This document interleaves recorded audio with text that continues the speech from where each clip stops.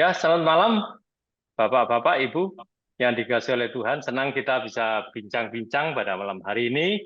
Tentunya kita akan membahas yang berkaitan dengan yang sudah kita dengar dari channel YouTube Bapak Dr. Yonatan Purnomo SHMTH yang barusan kita sudah ikuti. Tentunya banyak sekali tanggapan-tanggapan dari teman-teman yang ingin belajar lebih jauh. Bagaimana sih kira-kira penjelasan yang lebih detail mungkin ya, lebih masuk lagi kira-kira apa hal yang harus kita pelajari. Nah, ini kalau kita mendengar dari tema yang dibawakan tentang kalau Yesus adalah Tuhan, kenapa Yesus dibangkitkan? Ini menjadi pertanyaan yang cukup menggelitik tentunya bagi orang-orang Kristen pada umumnya ya, yang mereka sudah selama ini tahu bahwa memang ayat ini cukup menimbulkan satu perdebatan di kalangan para teolog dan juga orang-orang Kristen. Nah, kalau misalnya kita tadi mendengar di dalam YouTube-nya, ada penyebutan tentang kanon, kata kanon Alkitab, yang seringkali disebut-sebut oleh Bapak Dr. Yonatan Purnomo. Kira-kira menurut teman-teman, apa sih penjelasan tentang kanon Alkitab yang disebut teks Bizantin itu? Apa yang dimengerti tentang bagaimana cara atau yang kita mengerti tentang Alkitab yang kanon? Tentunya kan harus ada penjelasannya secara detail ya. Mungkin teman-teman bisa ngasih penjelasan. Shalom, selamat malam buat kita semua. Shalom Pak Engki. Terima kasih di Shalom. dalam Kristus. Ya, kalau menyangkut kanon itu terlalu banyak PR yang harus kita bereskan dan harus menyamakan persepsi. Karena yang ada saat ini di mata para teolog maupun daripada pembelajar-pembelajar, istilah kanon sendiri itu sudah membawa masalah, kemudian pengertian, kemudian cara mengidentifikasi dari klaim-klaim yang ada itu menjadi masalah gitu. Kalau kita berbicara tentang kanon, tentu ada sesuatu yang resmi dari awal gitu ya. Cuman perkaranya bahwa misalnya untuk Alkitab, kita sudah sepakat nih, semua sudah sepakat bahwa untuk perjanjian baru itu 27 kitab. Ya kan? Kemudian perjanjian lama tuh sekian. Kemudian untuk beberapa gereja tertentu mereka mengadopsi ada beberapa kitab tambahan ya, itu yang bisa disebut kalau di Katolik itu Deuterokanonika. Tapi untuk di gereja Ortodoks, gereja ini itu ada beberapa juga tambahan daripada kitab-kitab ini semua. Tapi yang menjadi masalah itu peristiwa pengkanonannya ini gitu loh. Ini yang menjadi masalah karena dikaitkan dengan teks sumbernya gitu kan. Sedangkan orang meyakini pada saat ini bahwa teks sumber yang sah, yang lebih mumpuni karena berdasarkan bukti sejarah atau bukti ketuaannya itu mereka ini kan bahwa mengindikasikan bahwa teks Sinaiticus, teks Vatikanus itu adalah teks sumber yang paling lama sehingga teks ini menjadi sandaran bahwa inilah teks Injil yang pertama-tama. Nah, sedangkan kita yang sudah mempelajari kita melihat bahwa teks Sinaiticus maupun Vatikanus itu mengandung banyak sekali kelemahan, ya kan? Baik dari isi, perubahan, gramatika, kemudian sumber teksnya sendiri, kalau kita lihat dari dalam bukunya sendiri, itu membawa kita kepada tidak percaya gitu. Nah ini yang menjadi masalah gitu kan, karena orang pada saat ini mengatakan bahwa yang dikanonkan itu judul-judul yang ada di dalam kitab gitu kan, bukan isinya gitu kan. Nah ini juga satu kenyataan yang kita harus bereskan gitu ya. Saya ambil contoh aja, misalnya Undang-Undang Dasar 45 disahkan di TOK di 17 Agustus 1945. oh yang disahkan itu adalah pasal ininya aja, apa namanya, judul-judulnya gitu. Sedangkan isinya itu belum gitu kan. Nah, itu nggak mungkin ya, untuk satu kitab menjadi sandaran itu tidak mungkin kita hanya pakai judul-judulnya saja gitu kan. Sudah pasti itu isinya harus mengikat gitu loh. Nah, ini pengetahuan yang tidak diketahui dan tidak disebarluaskan gitu ya oleh para pengajar-pengajar teolog, pengajar-pengajar yang ada di dunia gitu. Bagi kita yang mempercayai bahwa ketika ini dikanonkan, ya kan, baik judul, ya kan, keteraturan sampai kepada isinya itu harus sama gitu loh. Kalau kita ambil istilah kanon itu sebagai satu standar, satu ukuran, ya tongkat pengukur, yaitu disitulah peristiwa pengkanonan itu yang dimulai dari Hippo, Konsili Hippo sampai dengan Kartago, gitu. Disitulah catatan daripada rasul-rasul yang sudah disalin, ya kan, yang disalin ulang itu kan sudah diterjemahkan ke berbagai bahasa, gitu kan. Awal mulanya gitu kan ada ke bahasa Gotik, bahasa Syria, ini semua. Nah, itu tentu kita mengakui ada kelemahan-kelemahan gitu kan, ada kesalahan ininya. Nah, ketika peristiwa kanonnya itulah masing-masing teks itu dikembalikan, dilihat oleh gereja mula-mula gitu kan. Loh, ini yang sama, ini tidak gitu kan. Disitulah proses filterisasinya, mencocokkan kembali. Ini yang tidak diketahui oleh banyak orang, dipikirnya cuma judul aja gitu kan. Padahal kan tidak. Semua isinya harus dilihatkan sama, ya kan? Termasuk kalau ada yang salah catat, salah judul, salah ini, salah abjad atau salah susunan, itu dikembalikan pada saat itu. Nah, ini yang kita mengerti bahwa inilah kanon, inilah Alkitab yang kanon gitu lah. Nah, pengertiannya sekarang yang kedua yang menjadi rancu juga, orang mengatakan teks Bizantin itu kan lahirnya abad 19-20, ya kan? Kenapa kok bisa bisa ditarik sebagai teks yang awal mula gitu ya, yang bisa dibilang jadi teks yang kanon. Nah, ini yang lupa itu. Para pengajar yang saya hormati ini, memang kalau saya melihat bahwa teks itu kan ada, ya kan, ketika di apa namanya, dicocokkan itu kan memakai teks yang sama gitu kan, bahasa yang sama gitu kan, dan itu yang hidup dari gereja mula-mula sampai waktu berkembang. Dan kalau dibilang teks Bizantin itu berkembangnya di wilayah yang disebut wilayah Bizantin gitu loh, ya kan, sehingga menjadi majority teks gitu loh. Nah, sedangkan teks dari WHNU gitu kan, terutama dari Westcott and Hort yang dikembangkan, ditemukan kembali oleh Tisendorf, itu kan berkembangnya di Barat, ya kan. Kemudian ini dipakai, diyakini bahwa ini yang benar gitu, sehingga mengalahkan teks Bizantin.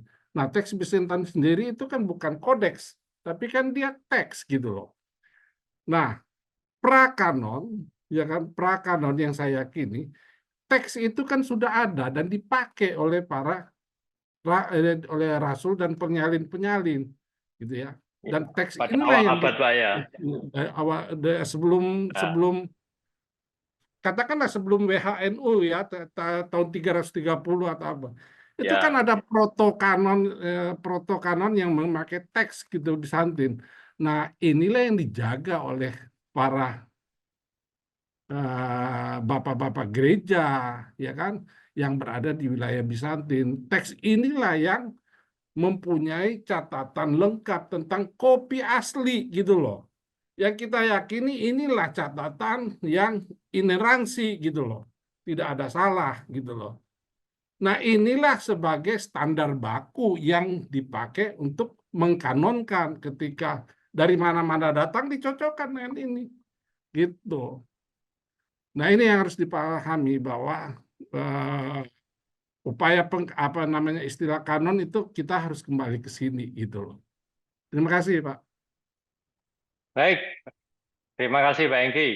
Tentunya teman-teman juga bisa menanggapi, karena begini, kalau saya mendengar banyak dari luar ya, artinya teman-teman Kristen sendiri, itu kelihatannya kata kanon ini kok hampir belum pernah didengar sebelumnya, ya kan? Nah, apakah benar bahwa Alkitab teks Bizantin itu memang pernah dikanonkan gitu loh? Nah, apakah yang lain juga tidak kanon? Ini kan jadi problem. Nah, tentunya kan harus ada pembedaan yang pasti yang jelas. Apakah teks selain Bizantin yang katanya itu satu-satunya teks yang pernah dikanon menurut penyampaian dari Dr. Yonathan Purnomo, itu banyak teman-teman yang meragukan. Loh, kenapa? Karena Bizantin banyak salah. Apalagi Bizantin baru muncul di abad 16 katanya begitu, atau mungkin abad 19 lah mereka baru tahu. Nah, ini kan menimbulkan satu pertanyaan, problem yang tidak mereka bisa pahami. Nah, bagaimana kira-kira teman-teman bisa memberikan penjelasan yang lebih masuk akal? Artinya begini, tentunya harusnya, misalnya kalau sebuah lembaga yang resmi, itu seharusnya yang paling berhak untuk membuat keputusan-keputusan. Misalnya, kalau di dalam keputusan presiden membuat undang-undang, itu kan artinya ketika presiden mensahkan, itu kan diakui oleh seluruh rakyat Indonesia. Kemudian misalnya DPR membuat undang-undang kan juga diakui. Nah, misalnya kalau saya membuat undang-undang, ya kan tidak mungkin semua orang mengikuti atau bahkan mengakui. Ya kan, logikanya kan begitu. Nah, bisa nggak teman-teman menjelaskan kira-kira bagaimana seharusnya yang dilakukan untuk lebih detail mengenai lembaga yang seharusnya boleh membuat kanon. Ya, jadi lembaga apa yang seharusnya membuat kanon, dan memang apakah itu yang memang seharusnya melakukan, bukan orang lain. Misalnya gini, ada yang mengatakan bahwa mungkin Luther pernah membuat terjemahan, ya kan, seperti disampaikan oleh Dr. Yonathan. Kemudian Tyndale, Zwingli, semua membuat terjemahan. Apakah itu diperbolehkan atau tidak? Apakah itu yang dikatakan kanon? Atau mungkin begini, yang sekarang ada UBS, misalnya mensahkan sebuah Alkitab. Apakah itu diizinkan? Kenapa kok boleh, kenapa tidak? Kira-kira ada nggak penjelasan dari teman-teman yang bisa membantu teman-teman teman-teman Kristen kita yang lain yang belum paham sampai saat ini? Selamat malam Pak Fendi. Ya, silakan Pak Danus. Ya, terima kasih waktunya. Saya ingin menyampaikan pendapat saya ya, sekedar melengkapi atau mungkin menggali lebih dalam lagi sebenarnya apa itu kanon. Saya berangkat dari definisi sebenarnya. Kalau memperdebatkan sesuatu rata-rata kan harus berangkat dari definisi dulu. Sebenarnya apa itu kanon? Nah, yang saya ketahui itu, kanon itu sebenarnya adalah kumpulan kitab atau kitab suci yang punya otoritas yang berwibawa. Sederhananya begitu pemahaman saya. Bahwa syarat-syarat yang dipakai untuk menentukan kitab itu menjadi kanon, ya seperti penjelasan Pak Yonathan, bahwa itu harus dikeluarkan oleh lembaga yang punya otoritas. Dalam hal ini gereja. Nah, ternyata kan di masa lalu, bapak-bapak gereja itu berkumpul melakukan konsili sebagaimana contoh di Kisah Para Rasul itu kan contoh yang dilakukan oleh para rasul dulu. yang kemudian diikuti oleh bapak-bapak gereja. Dan terkait dengan Alkitab itu sendiri, atau kitab suci, teks-teks mana yang harus dipakai, ya itu sudah dibawa dalam lembaga gereja, dalam hal ini konsili. Yaitu tadi sudah dijelaskan Pak Hengki, mulai dari 393 di Hippo sampai kemudian 419 di Kartago. Nah, itu kan rentetan di mana bagaimana bapak-bapak gereja berkumpul untuk menyusun kembali mana yang harus dipakai. Karena pada waktu itu kan banyak beredar kitab-kitab yang juga dibuat oleh orang-orang yang ternyata diketahui bukan dari murid para rasul, bisa saja demikian. Dan pada waktu itu kan banyak kitab-kitab yang beredar. Dan begini, ada satu hal yang saya soroti ya, karena ini berbicara yang sangat fundamental. Ketika kita bicara iman, ketika kita bicara keselamatan, kepercayaan kita kepada Tuhan, di mana Tuhan itu adalah, dia adalah Allah yang sejati, Allah yang tidak pernah salah lah tentunya. Allah yang maha kuasa. Sudah pasti ada satu hal yang saya soroti di sini, di mana ya Tuhan yang mengajarkan murid-murid, dan sampai murid-murid punya murid lagi, tentunya yang dia adalah kebenaran. Sesuatu yang tidak boleh salah. Itu sebabnya hubungannya dengan Roh Kudus berperan sangat penting dalam hal seperti ini. Apalagi dalam konteks menyusun atau menyalin kembali. Apakah peran Roh Kudus atau Roh Kudus itu sendiri mengizinkan orang untuk menyalin sesuatu yang salah? Itu kan tidak mungkin. Yang saya soroti di situ. Sehingga kalau kita mau jujur, harusnya ketika kita bicara Alkitab, bahkan hingga detik ini, perdebatan di mana-mana terjadi. Pertanyaannya, Roh Kudus yang adalah sejati itu, yang adalah kebenaran itu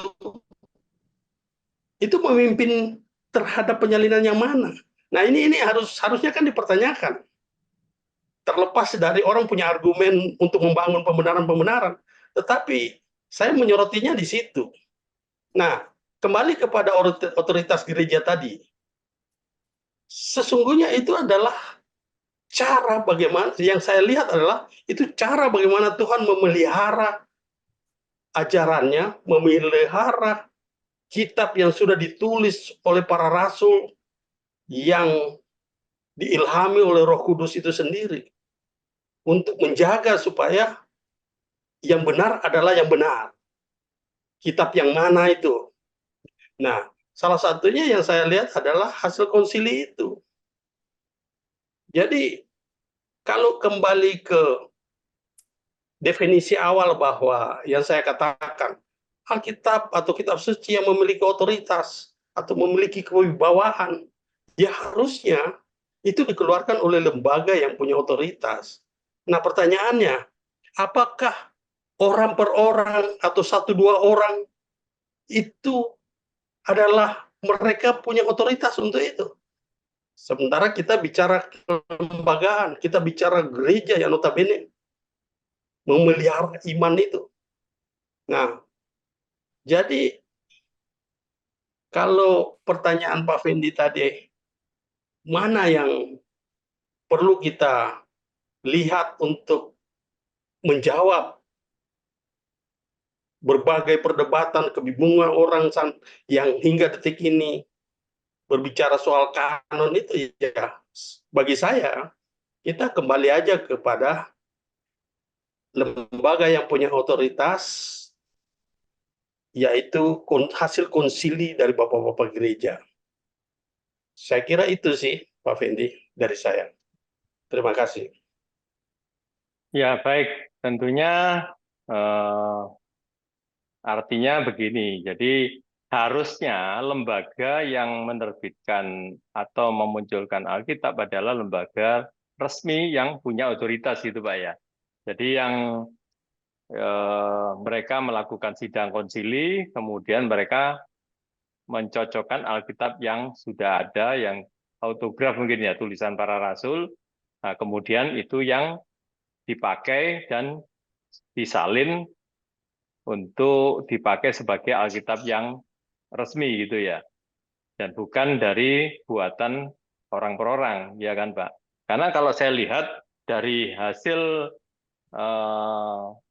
tulisan beberapa yang notabene katanya Bapak Gereja, mereka yang membuat terjemahan-terjemahan sendiri itu ternyata memang banyak salinan-salinan yang tidak tepat gitu, atau bahkan ada yang tidak ada, tidak cocok satu dengan yang lain gitu.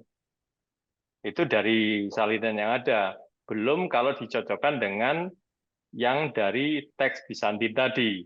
Jadi artinya seharusnya ada satu yang bisa dipakai. Nah, menurut Dr. Yonatan, satu-satunya nol kesalahan adalah teks Bizantin. Nah, makanya di sini kita coba akan melihat apa sih yang disebut kitab yang tanpa salah tadi, yang merupakan teks yang harusnya dipakai oleh semua umat Kristen, ya kan? Nah, yang di sini yang kita sudah dengar yaitu tentang contohnya di dalam Matius 20 ayat yang ke-19 kan. Nah, itu disebutkan di sana dan pada hari yang ketiga di ayat yang terakhir, di frasa terakhir itu dia akan dibangkitkan. Nah, yang menurut Dr. Yonatan itu di dalam teks asli Bizantin itu berbeda. Di sana dikatakan dan pada hari yang ketiga dia akan membangkitkan dirinya sendiri. Nah, ini contoh sebagai kasus bahwa teks yang asli dari hasil konsili itu berbeda dengan teks yang dari orang per orang yang dibuat oleh orang per orang yang ditemu dari teks-teks yang sebenarnya sudah dibuang, ya kan? Nah, dari sini mungkin ada teman-teman yang bisa memberikan masukan yang lebih jauh lagi. Sebenarnya yang disebut ineransi itu kira-kira seharusnya bagaimana ya? Apakah memang tidak boleh ada kesalahannya? Kalau tidak boleh ada kesalahan, kenapa kok antara teks yang satu dengan yang lain, apalagi terjemahan, itu berbeda-beda. Banyak yang tidak sama. Nah, mungkin kalau dari yang mereka punya satu apa ya, satu lembaga misalnya, itu mengeluarkan beberapa terjemahan ya, mungkin mirip-mirip ya, tapi untuk lembaga yang berbeda, itu sangat berbeda sekali. Bahkan ada yang tidak cocok begitu. Apa yang dimaksudkan dengan ineransi sebetulnya? Yang harusnya bagaimana? Supaya kita ini sebagai orang Kristen ini tidak ragu-ragu bahwa Alkitab ini betul-betul ineransi, tidak ada kesalahan. Sementara yang disebutkan oleh Dr. Yonatan itu ada perbedaan tadi di dalam Matius 20 ayat 19. Silakan, ada yang bisa membantu teman-teman? Ya, Pak Fendi. Jadi berkaitan dengan ineransi dan kanon itu bagi kita sudah selesai gitu loh. Bagi kita Biblikos ya, tim Biblikos. Jadi yang ineransi itu tanpa salah, nol kesalahan itu ya yang kanon begitu. Bicarakan tadi tentang kanon, kemudian kita bicara tentang ineransi. Nah, mungkin ada banyak teman kita yang kurang paham tentang yang dimaksud dengan yang mana sih yang dikanonkan. Nah, karena ada anggapan bahwa terjemahan-terjemahan yang ada di seluruh dunia ini kan sangat banyak. Apakah tidak ada satupun yang dikanonkan? Nah, terus yang mana sebenarnya yang seharusnya dikanonkan? Apakah terjemahannya atau sumber teksnya? Nah, itu yang mungkin belum dipahami oleh banyak teman-teman kita di luar. Nah, mungkin di sini teman-teman bisa memberikan masukan yang dimaksud kanon itu yang mana? Apakah terjemahannya atau sumber teksnya? Coba Baik, bisa itu dibantu? Ya. ya, Pak Sumber Fendi teksnya. dari Indra Samudra. Jadi Oke, eh, silakan. saya juga membaca dari kolom komentar di video YouTube-nya Pak Yonatan Purnomo. Jadi memang banyak komentar yang sepertinya memang harus dikasih penjelasan lebih rinci. Mereka bingung antara mengapa Pak Yonatan itu perseorangan lalu bisa menerjemahkan. Jadi sepertinya eh, para penonton yang menulis komentar itu salah memahami. Jadi Pak Yonatan itu menjelaskan bahwa kalau menerjemahkan Zwingli, Martin Luther, Sendorf, Yonatan Purnomo, dia boleh menerjemahkan. Yang dipermasalahkan Pak Yonatan adalah pengkanonan. Jadi yang otoritas yang bisa mengkanonkan itu jelas-jelas otoritas gereja yang pada waktu itu yang di Kartago itu masih ada kelima patriarkan. Jadi mereka yang sah di gereja mula-mula, belum ada skisma besar waktu itu. Nah, gereja waktu itu yang mengkanon. Nah, sementara kalau terjemah boleh. Jadi Pak Yonatan eh, berhak untuk menerjemahkan, cuman yang dia terjemahkan itu berdasarkan teks yang mana? Teks yang kanon, yang Bizantium. Itu yang menjadi titik persoalan. Jadi kalau dia menerjemahkan, tapi terjemahkan Vulgata misalnya atau WHNU, dia ngambil teks mana? Teks kanon. Nah, teks kanon itu yang mana? Yang sudah ditetapkan gereja di Kartago. Nah, ada juga yang mempertanyakan, oh di Kartago itu tidak hasil konsili. Nah, yang seperti itu teman-teman YouTube yang lain harus membaca lagi, belajar lagi hasil-hasil konsili. Jadi silakan masing-masing mencari hasil konsili Kartago itu apa saja. Apa benar di situ ada penetapan ini apa kanon. Ini daftar-daftar PB yang berlaku yang dipegang oleh gereja mula-mula waktu itu. Nah, ini yang menjadi harusnya para penonton apa semua para netizen itu bisa memahami, warga gereja harusnya bisa memahami perbedaan antara yang berhak mengkanon dan yang berhak menerjemahkan. Kalau orang diberikan kemampuan oleh Tuhan untuk menerjemahkan dalam satu bahasa, itu sangat bagus. Pertanyaannya, kenapa sih dia tidak mau menggunakan teks yang kanon, yang sudah dikanonkan? Ini menjadi persoalan. Saya membaca selama ini, nah itu satu hal antara kanon dan terjemahan. Jadi kalau terjemahan bebas, boleh, siapapun boleh. Tetapi yang mengkanon itu harus otoritas gereja dan itu sudah dilaksanakan. Itu Ya, baik. demikian dari Artinya saya. begini mungkin ya. Mungkin lebih detailnya, kalau tidak salah tadi saya tangkap, artinya kan terjemahan itu diambil dari teks yang pernah dikanonkan, begitu kan? Iya, iya, Atau betul. orang-orang biasanya menerjemahkan sebuah Alkitab itu kan mengambil dari sumber teks yang ada. Misalnya Perjanjian Lama, kata Dr. Yonatan kan itu ada yang dari Masoretes, ada yang dari Septuaginta, Septuaginta. ya kan, dalam bahasa Yunani.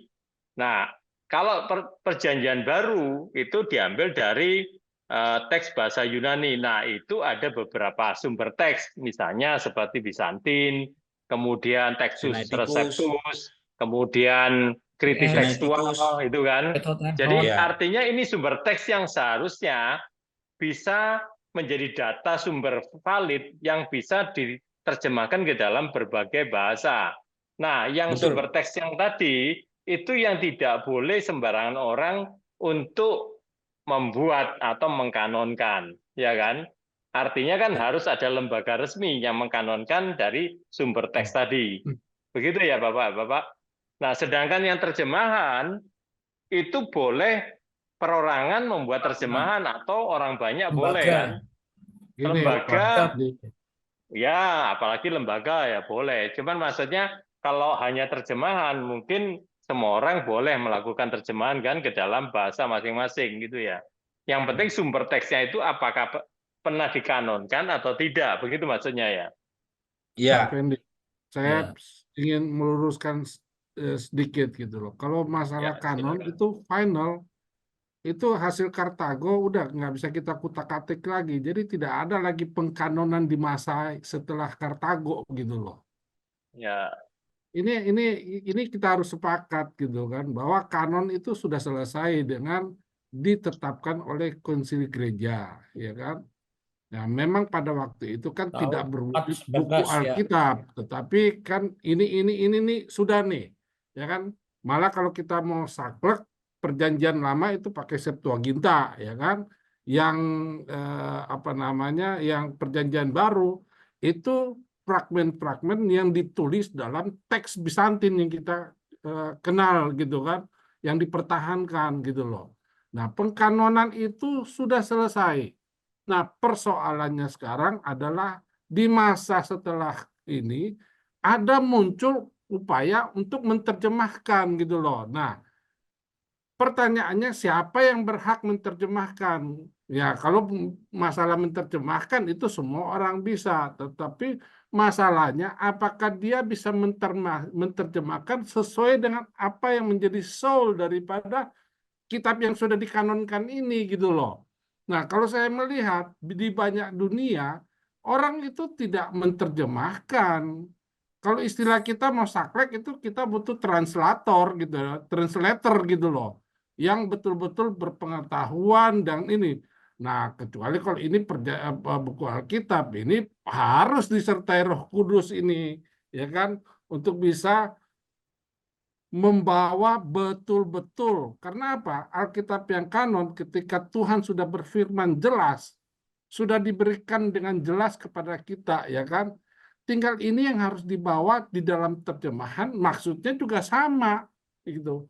Nah, yang saya lihat di sini banyak Alkitab itu bukan terjemahan, itu sudah isinya pengertian gitu loh, sudah ditambah dikurangin gitu loh, ya kan? Sudah masuk pendapat-pendapat yang lain gitu. Kemudian dimix, dicampur aduk, ambil dari sumber ini, ambil dari sumber ini. Nah, secara sumber aja sudah salah. Nah, cuman satu keyakinan kita yang saya bahagia seumur umur sampai ini saya sungguh bahagia. Ternyata selama pengalaman saya ini Alkitab kita ini terlalu banyak kontroversi dan membuat kita bingung. Ternyata di masa ini kita ketemu, ya kan? Kita membuktikan bahwa ada firman Tuhan yang sudah ditulis oleh para rasul, dijaga sampai sekarang dan terbukti sudah menjadi Alkitab di dalam bahasa ini yang pakai teks namanya teks Bizantin, dijaga dan itu betul-betul tidak ada kesalahan. Nah, tidak ada di kesalahan ya kan dalam bentuk aslinya ketika diterjemahkan juga pakai gramatika, pakai ilmu yang ininya, tidak ditambah, tidak dikurangi, hanya perlu kalau ada padanan kata yang kurang tepat dideskripsikan, ditambah penjelasan, tetapi itu betul-betul menerjemahkan gitu loh. Jadi pakai cara seperti ini sehingga kita betul-betul melihat ini Alkitab terjemahan gitu loh. Tapi kalau sekarang kita lihat Alkitab kita ini bukan Alkitab terjemahan, ini Alkitab versi Indonesia gitu loh. Itu yang terjadi saat ini yang saya lihat gitu. Jadi sekali lagi saya simpulkan pengkanonan itu tidak ada lagi. Final, Pak Yafet sudah itu. selesai di Kartago. Pak Yafet, Ya, Pak Fendi. Terima ya, kasih. saya Oke, pikir, silakan. ya, saya pikir apa yang disampaikan oleh Pak Hengki itu kan pertanyaan pada umumnya netizen dan bahkan ada netizen yang mempertanyakan dari penjelasan Dr. Yonatan kan bahwa apakah Alkitab yang kita pegang sekarang itu tidak kanon. Nah, pertanyaan-pertanyaan itu saya kira wajar. Dan saya pikir semua orang Kristen baru mendengarkan penjelasan itu artinya kata-kata kanon dan tidak kanon itu dari apa yang disampaikan oleh Dr. Yonatan. Karena selama ini kan kita tidak pernah mendengarkan itu. Selama saya menjadi orang Kristen, ya baru sekarang-sekarang ini baru kita bisa mendengarkan, oh ternyata ada kata kanon dan tidak kanon ya, yang dipakai sekarang. Nah yang selama ini kan yang kita baca adalah terjemahan versi Indonesia.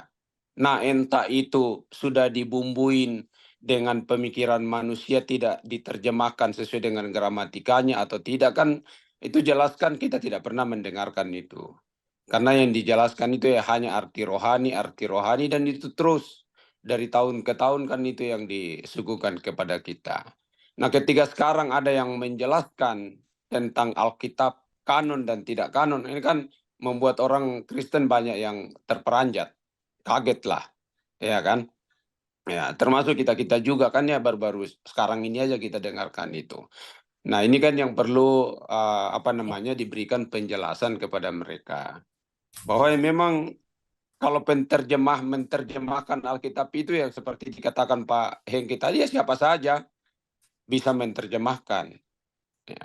Tapi yang mengkanonkan Alkitab itu harus lembaga resmi. Dalam hal ini adalah gereja melalui konsili. Nah itu yang baru sah. Tapi kalau misalnya pribadi-pribadi kan tidak mungkin bisa mengkanonkan Alkitab. Nah dengan itu tidak sah secara hukum kan.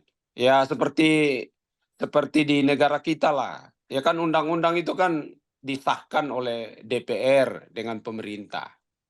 Ya kan, jadi bukan disahkan oleh perorangan sehingga undang-undang itu berlaku. Tapi lembaga yang sah. Nah kata lembaga di sini yaitu gereja, karena ada juga mempertanyakan, oh ini lembaga atau perusahaan? Ini berbicara tentang lembaga gereja. Nah ini yang perlu juga dipertegas di situ. Lembaga gereja yang mensahkan melalui konsili. Nah, konsilinya itu ya terakhir itu yang disebutkan Pak Hengki di Kartago 419 Masehi. Karena di situ dulu kan masih ada dimunculkan 29 kitab. Tapi kemudian setelah di kanon ya tinggal 27 seperti yang kita pakai sekarang. Nah, mungkin itu yang perlu umat Kristen tahu supaya benar-benar bisa dipahami bahwa antara menerjemahkan Alkitab dengan mengkanon Alkitab dua hal yang berbeda, ya tidak sama. Nah jadi ya kita sudah mendengarkan tadi beberapa yang disampaikan oleh teman-teman bahwa ya lembaga resmi yang berotoritas dalam mengkanon Alkitab yaitu melalui konsili. Nah kemudian ya teksnya itu harus sesuai dengan autograf aslinya. Ya, tidak berbeda. Nah, tidak pernah direvisi berkali-kali. Seperti yang terjadi seperti sekarang kan banyak revisi. Misalnya TR itu sudah berapa kali direvisi. Ya kan? Jadi ya kalau yang asli, yang kanon itu ya tidak pernah direvisi. Nah, itu yang perlu dipahami oleh semua orang Kristen. Dan saya kira ini yang perlu disampaikan supaya benar-benar dipahami oleh semua orang. Saya kira gitu Pak Fendi, tambahan saya. Terima kasih. Baik, terima kasih Pak Yafet. Ya, saya tertarik sekali tadi juga yang disampaikan oleh Pak Hengki Hassana itu mengenai waktu pengkanonan itu kan bukan hanya judulnya saja ya. Jadi artinya kan seluruh isinya itu yang harus disebutkan, dikanonkan, dicocokkan semua oleh Bapak Gereja waktu itu kan. Iya, memang pengertiannya isinya begitu. Kan. Iya, memang pengertiannya begitu. Ya sama lah dengan pemerintah kan baru ini kan mensahkan kitab undang-undang hukum pidana. Kan tidak mungkin pasal-pasalnya tidak ikut disahkan, hanya judulnya KUHP, kan tidak masuk akal itu. Pengertian-pengertian yang dibangun oleh teolog-teolog. Ya saya juga kadang-kala berpikir ini teolog-teolog yang membangun narasi begitu tuh pintar apa bodoh kan. Itu kan kadang-kala kita berpikir seperti itu. Karena membangun narasi tapi menyesatkan pemikiran gitu loh. Masa misalnya pasal-pasalnya tidak isinya tidak termasuk di kanon, hanya judulnya ada. Misalnya, Injil Matius itu aja yang di kanon, tapi isinya di dalam dari pasal 1 ayat 1 sampai pasal terakhir, ayat terakhir tidak dikanon, kan tidak masuk akal itu. Pengertian-pengertian begitu. Nah, ini dan juga perlu isinya kita sampaikan kepada banyak orang Kristen, saya kira. Ya, itu Pak Eki sudah mulai menanggapi. enggak, Silakan dan Pak Eki. isinya Pak itu Fendi. yang jelas yang isinya Sebentar, itu ya. adalah teks Bizantin. Isinya itu ditulis dengan teks Bizantin, Pak, yang kita identifikasi dari awal sampai sekarang tidak berubah. Makanya kita bilang autograf dan kopi asli yang dijaga itulah Alkitab kita, yang menjadi Alkitab kita yang ineransi gitu loh. Nah, ini yang tidak pernah bisa dirubah-rubah, dan kita sudah bersyukur sekali Tuhan kita maha dahsyat. Dia pasti menjaga firman-Nya. Nah, kalau sudah begini kita jemaat Kristen kan enak gitu loh. Ya kan? Tuhan sudah Sudah memberikan ketemu ini aslinya. kan, aslinya, tidak ada kontradiksi, tidak ada kesalahan, membuktikan dia Tuhan seperti yang sudah dijelaskan. Masa ini antara teks yang satu dengan teks yang ini berbeda gitu kan? Kan itu kan nggak mungkin. Tugas pada waktu itu gereja mula-mula itu blanko nih mereka nih. Oh, ini menyimpang dikit ini, nggak pakai, buang gitu loh. Istilahnya gitu kan. Ini ada kurang sedikit, enggak nih, nggak boleh nih, nggak boleh dipakai nih. Nah, yang jaga, yang sesuai dengan aslinya tetap terjaga. Itulah orang yang masalahnya sekarang kalangan Barat itu membenci apa yang ada yang disimpan di kalangan Timur, di gereja-gereja Timur. Ini juga jadi masalah gitu loh. Ya. Kalau tidak ada anti kekristenan Timur, ini tidak akan terjadi. Kalau lapang terbuka, ayo lihat lagi data-data yang ada di gereja Timur.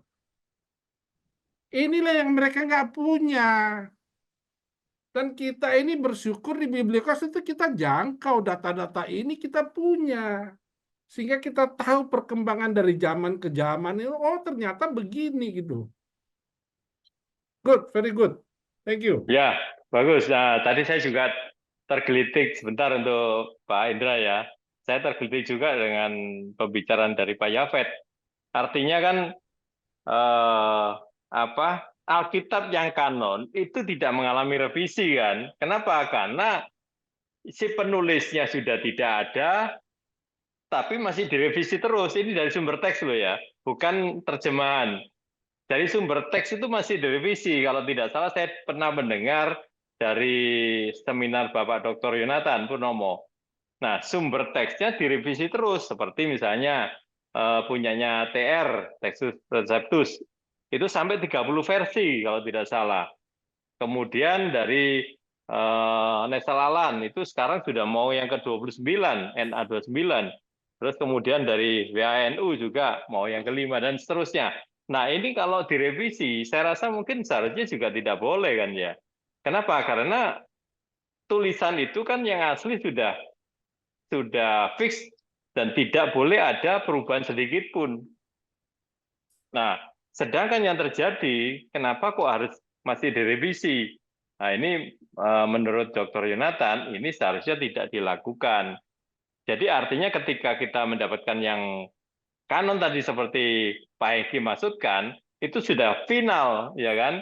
Dan yang tahu adalah bapak-bapak gereja pada zaman itu kan, karena mereka kemungkinan masih punya data validnya, autografnya kan, sehingga itu bisa dicocokkan. Ya, kalau penulisnya sudah tidak ada, bagaimana bisa dirubah-rubah? Bisa marah dia nanti kan.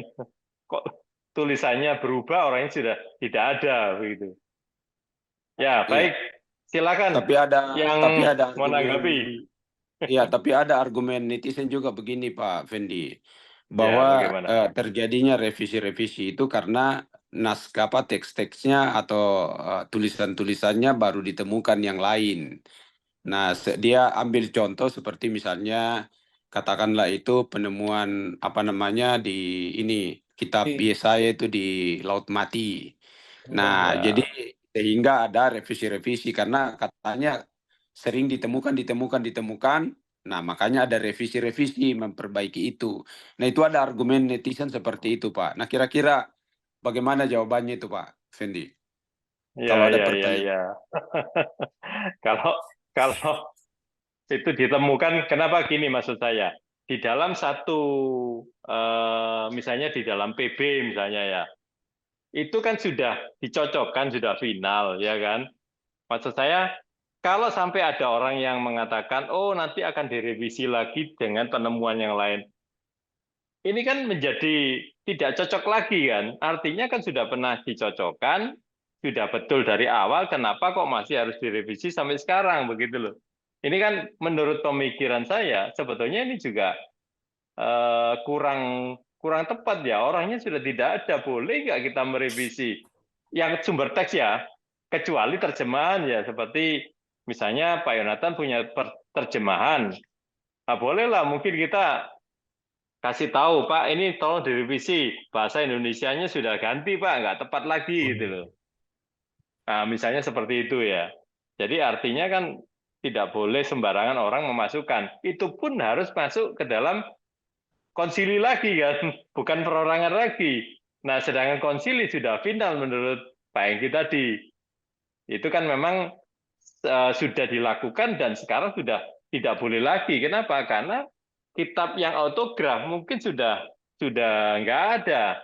Nah, hasil salinan yang resmi yang disahkan itu hanya tinggal teks Bizantin. Sedangkan yang lain mereka tidak punya sumber resmi yang kanon maksudnya. Ya kan? Oke, baik. Mungkin Bung Indra tadi mau menanggapi. Ya, sekalian memberikan sumbangan sedikit. Untuk netizen memang perlu kita edukasi bahwa bisa saja nanti akan ada temuan-temuan baru, surat-surat yang Matius, salinan-salinan itu yang terbarukan lagi. Mungkin dari Laut Mati nanti ada keluar lagi. Karena pada waktu itu kekristenan itu tidak membakar, tidak dimusnahkan yang salah. Ya bisa saja disimpan di mana, tapi tidak dipakai lagi. Jadi itu memang itu kekayaan kekristenan ya, tidak dibakar, tidak dimusnahkan. Jadi disimpan, Sinaiticus kah jadi apa, nanti ditemukan. Jadi ditemukan kapanpun nanti itu sudah final di Kartago. Itu yang paling penting. Dan dicocokkan dengan autograf, bisa dikenali oleh para murid dari para murid masih bisa mengenali tulisan yang asli dan itu cocok dan sekarang pegangannya salinan. Nah, saya menanggapi soal kanon tadi yang sudah final. Faktanya netizen juga akan bisa mencari informasi kalau misalnya dibuka di mana-mana, ternyata proses kanonisasi itu kita sampaikan bahwa salah satu syarat untuk kanonisasi adalah itu harus oikumenes. Jadi itu sebabnya waktu di Kartago itu masih kelima patriarkan itu masih lengkap. Jadi kalau hanya mewakili satu unsur gereja itu bukan oikumenes dan tidak sah. Jadi di ruangan ini kita mau sampaikan kanonisasi yang dilakukan oleh satu gereja itu bukan oikumenes dan itu tidak sah. Yang sah itu yang di Kartago final. Itu saja tambahan dari saya yang bisa dibagikan untuk pencerahan untuk para netizen supaya bisa memahami. Terima kasih Pak Fendi. Ya, terima kasih. Semakin hangat saja pembicaraan kita ya. Tentunya ini cukup bisa mencerahkan ya teman-teman yang mungkin selama ini belum terlalu paham tentang Alkitab kanon ya. Kenapa? Karena memang ini merupakan hal yang baru didengar. Karena sebelumnya kita nggak pernah tahu, di dunia barat tidak pernah membicarakan mengenai Alkitab kanon. Jadi saya percaya bahwa melalui pencerahan yang sudah disampaikan oleh Dr. Yonatan Purnomo, ini menolong sekali untuk teman-teman yang bisa mau belajar lebih jauh lagi tentang Alkitab yang kanon. Karena sesuai dengan bahasan yang ada di dalam YouTube Dr. Yonatan Purnomo, ternyata banyak sekali kesalahan-kesalahan dari sumber teksnya, belum dari terjemahannya. Ya, jadi kalau tidak salah Textus Receptus itu ada 2000-an, kemudian WANU atau Trititext itu ada 6.500 lebih kesalahan. Nah, ini akan dibicarakan terus dan akan dibuatkan programnya. Baik, apakah masih ada yang mau disampaikan oleh teman-teman di akhir penghujung acara kita malam hari ini? Ya Pak Pak Fendi. Fendi, Ya Pak Ignas. Silakan siapa? bareng siapa? Siapa yang? Silakan. Siapa dulu, Pak Igna atau Pak Adrianus? Oh ya, Nah, mungkin dari Pak Wilmat mau memberikan tambahan. Oh iya, terima kasih Pak Fendi. Terima Saya kasih. menanggapi dari yang disampaikan Dr. Yonatan di dalam pemaparan dengan judul "Kalau Yesus itu Tuhan, kenapa harus dibangkitkan?" Sebenarnya itu salah satu bukti bahwa terjemahan yang diambil dari teks yang tidak kanon. Jadi itu buktinya. Pak Dr. Yonatan sudah membuktikan dari 6.000-an itu salah satu ini. Ini kan rencananya akan dibongkar ke depan ya. Tapi dimulai dengan salah satu itu. Kenapa Yesus harus dibangkitkan? Padahal pengertian secara gramatika yang sudah diterjemahkan itu harusnya membangkitkan dirinya sendiri dari kata anastisete. Nah, ini bukti. Maka ketika netizen atau mungkin para teolog ingin membuktikan bahwa pendapat Pak Yonatan ini adalah keliru, adalah salah, ya semestinya membuat kajian tersendiri untuk membantah itu. Nah, ini yang lucu di dalam perdebatan teologi di luar sana. Hanya mengklaim seolah-olah yang dibuktikan ini salah, tetapi tidak melalui kajian. Hanya klaim-klaim begitu saja. Jadi agak miris sebenarnya ketika kita bicara keilmuan, tetapi di satu sisi hanya menyalahkan tetapi tidak membuat kajian-kajian yang membantah terhadap apa yang sudah dikaji oleh Dr. Yonatan. Nah, ini sebenarnya penting, pesan ini harus disampaikan supaya diskusi di luar sana itu menjadi berbobot. Karena saya orang hukum ya Pak ya, latar belakang saya hukum. Nah, ketika kita bicara gugat-menggugat atau nuntut-menuntut, klaim-mengklaim, semestinya ada parameter yang dijadikan sebagai dasar ya, asas. Nah, contohnya begini, ketika Pak Fendi menuntut saya, ya Pak Fendi harusnya yang membuktikan. Dalam konteks perdata itu ada namanya actori incambit probatio. Siapa yang menuntut, dia yang harus membuktikan. Dalam konteks pidana, hukum pidana itu ada namanya actori incambit onus probandi. Siapa yang menuntut, dia yang harus membuktikan. Sekarang persoalannya ketika Pak Yonatan sudah membuktikan seperti ini dengan mengangkat berbagai macam kesalahan-kesalahan. Nah, kemudian orang mengatakan bahwa itu keliru. Kelirunya di mana? Pertanyaannya begitu. Ini kan yang terjadi. Dan saya kira kalau kita bicara keilmuan, membuktikan menurut hukum dan teori, katakanlah seperti itu, maka hal-hal yang sifatnya timbal balik ini dengan pengujian-pengujian itu harus dilakukan. Nah, yang terjadi sekarang berbeda. Ketika yang diangkat pertama ini adalah Yesus itu, kalau memang Tuhan, kenapa harus dibangkitkan? Saya kembali pada tesis awal bahwa inilah salah satu bukti bahwa sebenarnya yang diambil itu dari teks yang tidak kanon. Jadi saya berharap ke depan netizen ini atau masyarakat atau jemaat ini tercerahkan dengan hal-hal yang diangkat oleh Dr. Yonatan. Memberikan pemahaman baru bahwa sebenarnya teks Bizantin itulah yang kanon, yang tidak ada kesalahan. Itu yang ineransi. Bahkan terjemahan secara gramatika yang dilakukan oleh Pak Dr. Yonatan ini, ya kalau saya orang awam mungkin bisa mengatakan itu juga bisa. Saya katakan itu ineransi juga. Tetapi kan ineransi kita sudah sepakati bahwa itu adalah yang autograf, kemudian yang disalin kembali berdasarkan konsili, ya itu ineransi.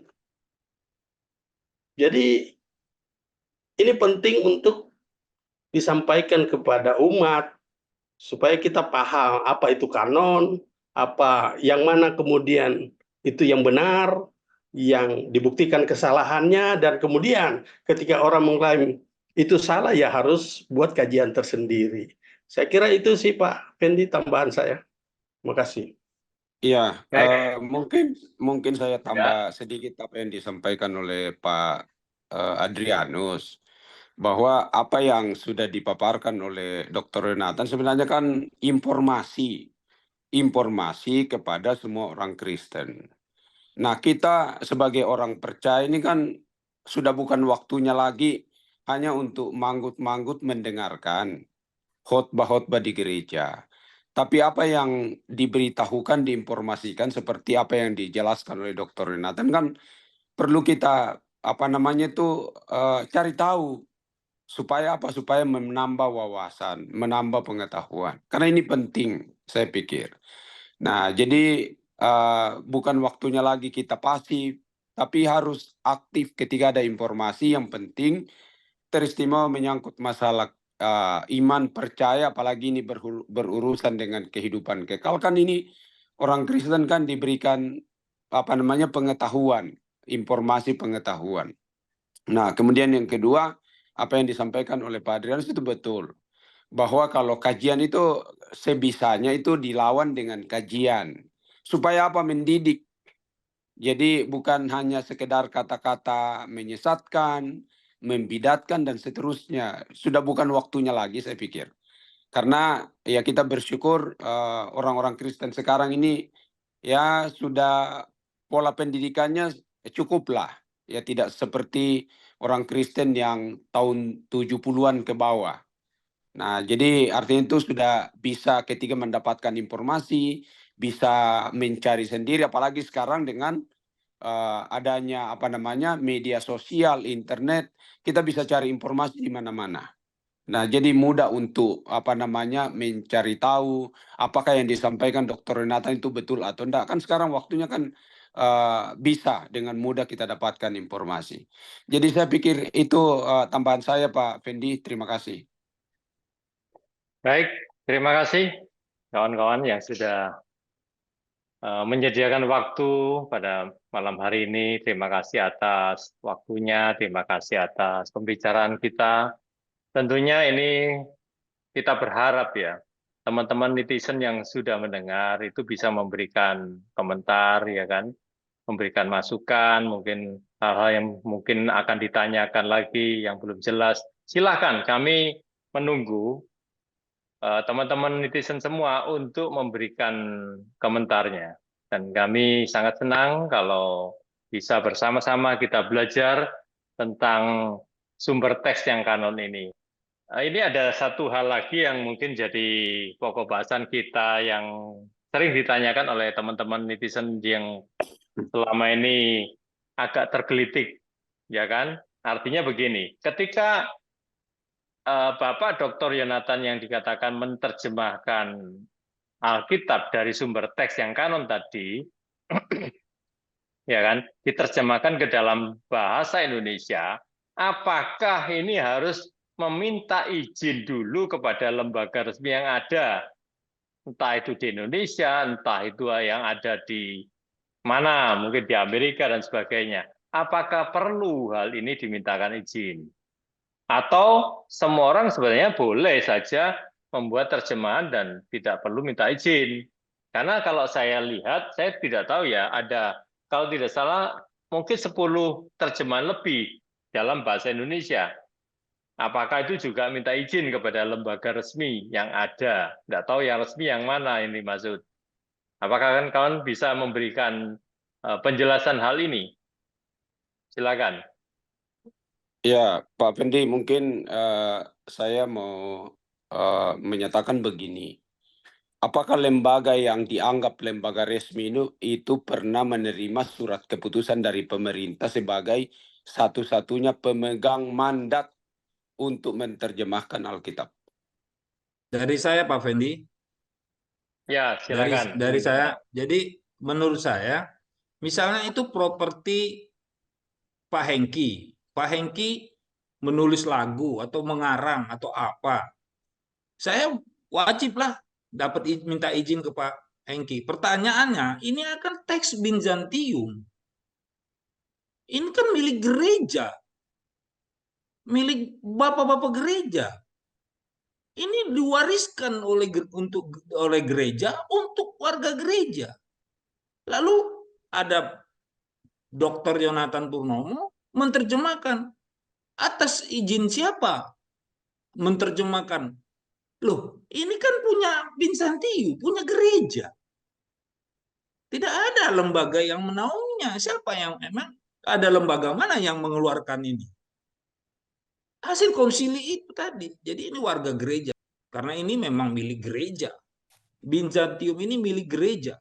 Tidak perlu minta izin. Diberikan memang warisan itu kepada gereja. Kepada kita semua. Nah, siapa-siapa yang Tuhan karuniakan, ahli bahasa, silakan. Silakan. Jadi kita biblikos, kita menerima. Mungkin ada salah atau ada koreksi. Kita coba, kita berbagi. Jadi teman-teman bisa kirim komentar, bisa mengisinya, nanti kita bisa bahas. Baik di YouTube Sidang Ilahi maupun juga di channel-channel yang ketika Dr. Yonatan Purnomo menyampaikan materinya. Terima kasih, itu dari saya. Ya, saya tambahkan sedikit juga. Baik.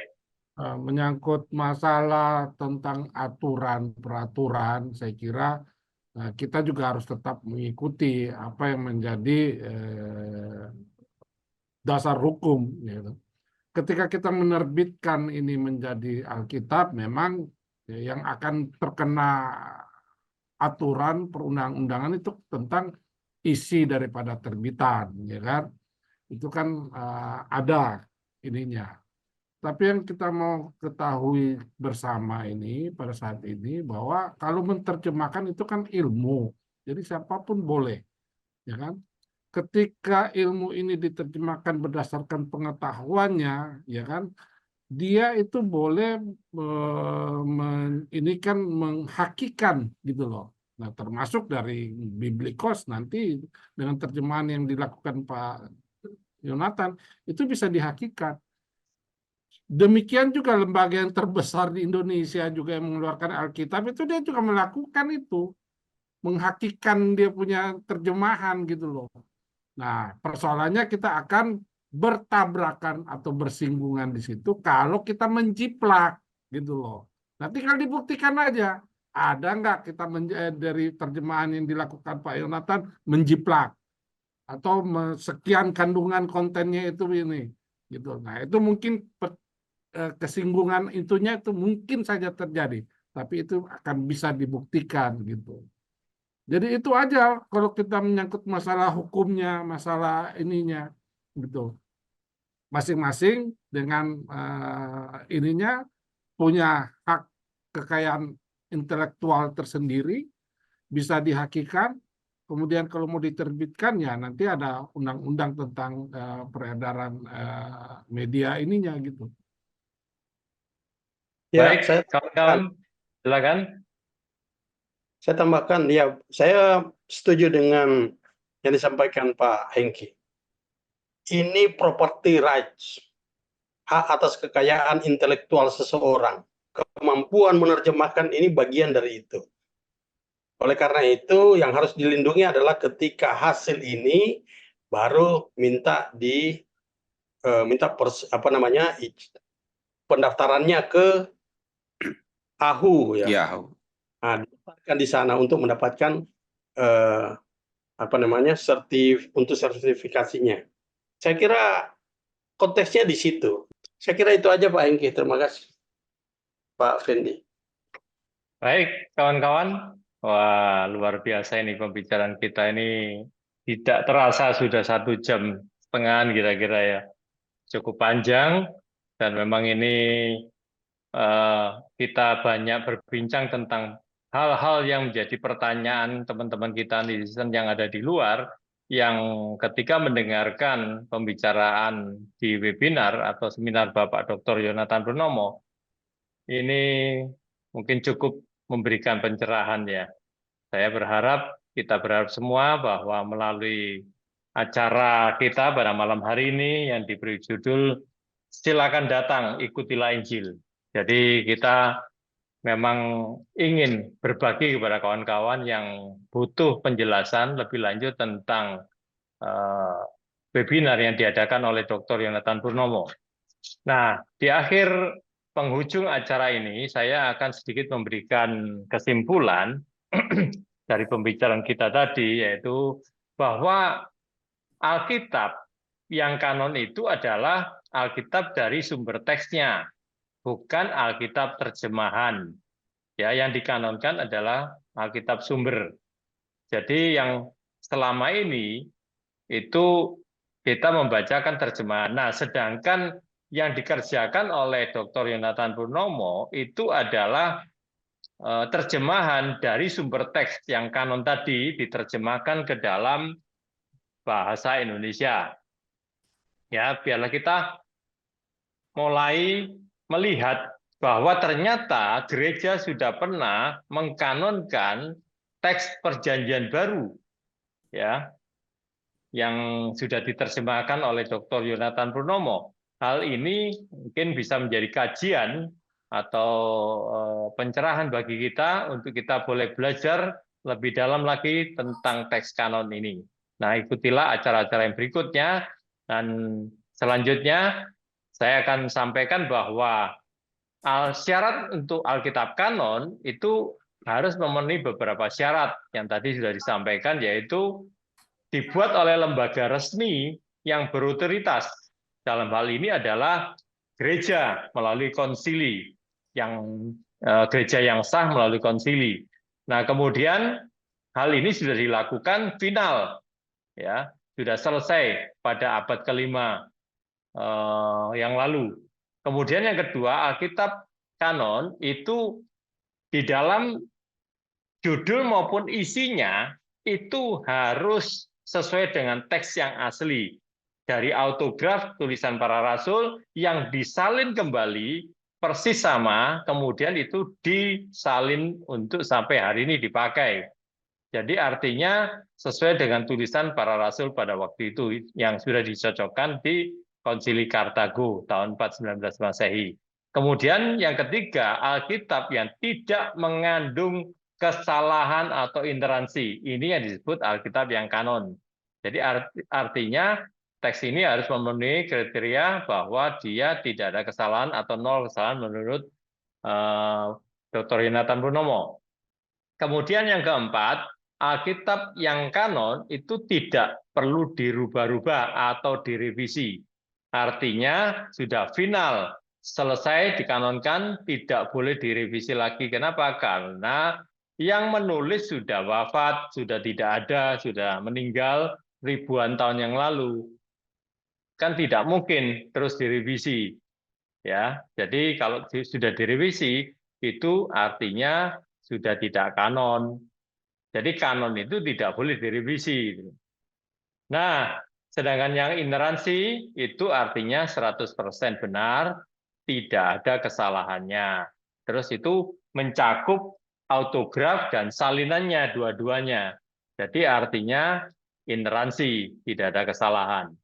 Kemudian Alkitab yang tidak kanon itu mengandung beberapa hal, yaitu ada kesalahan-kesalahan dari sumber teks, ya kemudian ada yang dihilangkan, ditambahi, dan kontradiksi dan sebagainya. Nah, ini yang tidak boleh. Tentunya Alkitab yang kita percaya sebagai orang Kristen, yang kita yakini bahwa Alkitab yang pernah diturunkan kepada para rasul oleh Tuhan Yesus sendiri itu adalah yang tidak boleh, yang mengandung kontradiksi, kesalahan, ditambahi, dikurangi.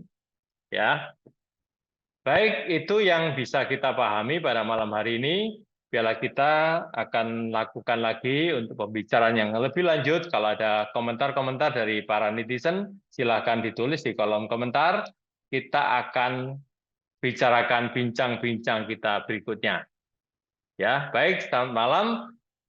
Sampai berjumpa pada acara berikutnya. Tuhan Yesus memberkati kita semua. Terima kasih juga untuk Bapak-Bapak yang sudah memberikan tanggapan pada malam hari ini. Saya berterima kasih untuk Pak Adrianus, Pak Yafet, Pak Hengki, dan Bu Indra, dan juga yang lain. Terima kasih, sampai jumpa lagi di acara berikutnya. Tuhan Yesus berkati. Terima kasih, Tuhan berkati. Terima kasih. Pak Fendi. Terima kasih. Oh iya, Pak sorry Hengki, Pak Igna ya, Pak Fendi. saya tidak sebut tadi. Ya. Ya, makasih. Ibu